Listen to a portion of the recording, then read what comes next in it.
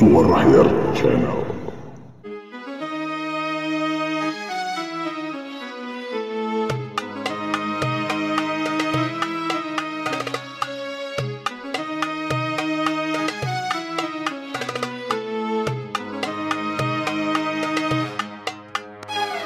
Assalamualaikum warahmatullahi wabarakatuh. Kembali bertemu dengan saya Hair M. Permana di Suara Hair.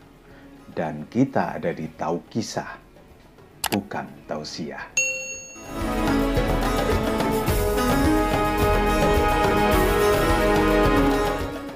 Pada edisi hari ini saya masih akan mengajak Anda untuk mengulik kisah para aulia, orang-orang mulia yang ada di Nusantara. Banyak aulia di negara kita yang perilakunya bisa kita contoh untuk kita terapkan di dalam kehidupan kita sehari-hari. Salah satunya Kiai Haji Abdul Hamid. Beliau dipercaya sebagai salah satu waliullah yang tinggal di Pasuruan.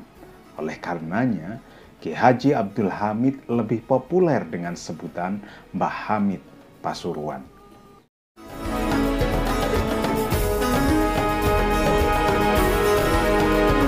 Alkisah, pada suatu hari, Mbah Hamid baru saja menyelesaikan wirid setelah sholat subuh.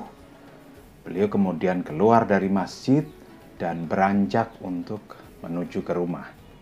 Sesampai di rumah, rupanya sudah banyak orang yang menunggu. Oleh karena pada hari itu merasa capek, kemudian Mbah Hamid menyampaikan kepada orang-orang yang menunggunya, "Saya lelah, saya agak kurang enak badan, jadi tolong tidak usah salaman ya. Saya sudah doakan semua." Orang-orang mafhum, mereka memahami begitu banyak aktivitas yang harus dijalani oleh Mbah Hamid, begitu banyak pekerjaan, begitu banyak tempat yang harus dikunjungi oleh Mbah Hamid.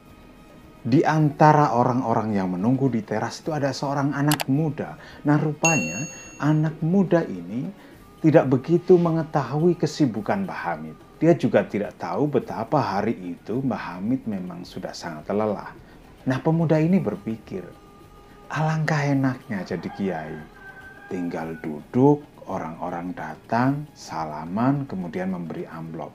Belum lagi di rumah, banyak orang yang menunggu, banyak tamu, banyak yang sowan. Kemudian mereka meninggalkan amplop, memberikan beras, memberikan rokok, dan sebagainya, dan sebagainya. Nah, rupanya Mbah Hamid yang bersih hatinya bisa menangkap isyarat yang muncul pada raut muka pemuda itu. Dia kemudian memanggil si pemuda. "Cung, sini Cung." Si pemuda ini merasa sebagai orang yang istimewa. Ketika banyak orang menunggu di teras Mbah Hamid dan tidak ada satupun yang bisa salaman, Mbah Hamid malah memanggilnya. Kemudian Mbah Hamid meminta pemuda itu untuk beristirahat dulu di dalam rumah. "Sana, istirahat dulu sana. Nanti saya ajak jalan-jalan."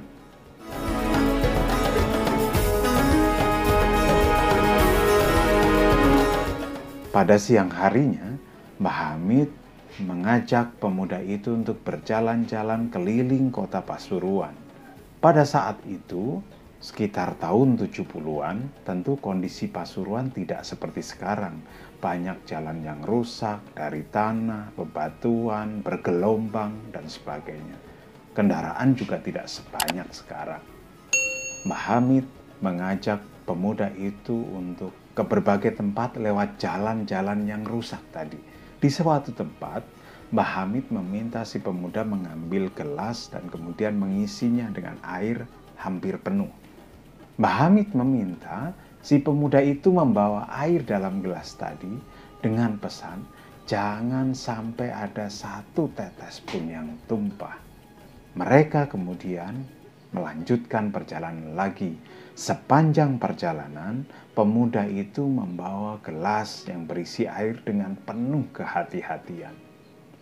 Dia berusaha keras untuk menjaga agar air di dalam gelas tadi tidak tumpah, seperti yang dipesankan Mbah Hamid. Setelah selesai perjalanan, Mbah Hamid kemudian bertanya kepada pemuda itu, "Bagaimana dengan air di dalam gelasmu?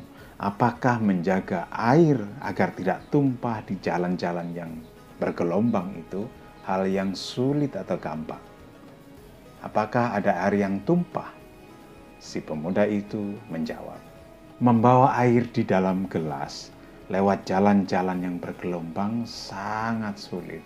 Tetapi saya mematuhi perintah Mbah Hamid untuk menjaga agar air ini tidak tumpah. Saya berusaha sekuat tenaga untuk menjaganya. Meskipun demikian, tetap masih ada sebagian yang tumpah ke jalan. Mbah Hamid kemudian berkata lagi, begitulah para ulama. Mereka sepanjang hari harus menjaga agar kalimat tauhid di hati masyarakat tidak hilang. Mereka harus sepenuhnya berusaha untuk menjaga itu. Dan itu tentu jauh lebih berat ketimbang sekadar menjaga air di dalam gelas agar tidak tumpah. Assalamualaikum warahmatullahi wabarakatuh.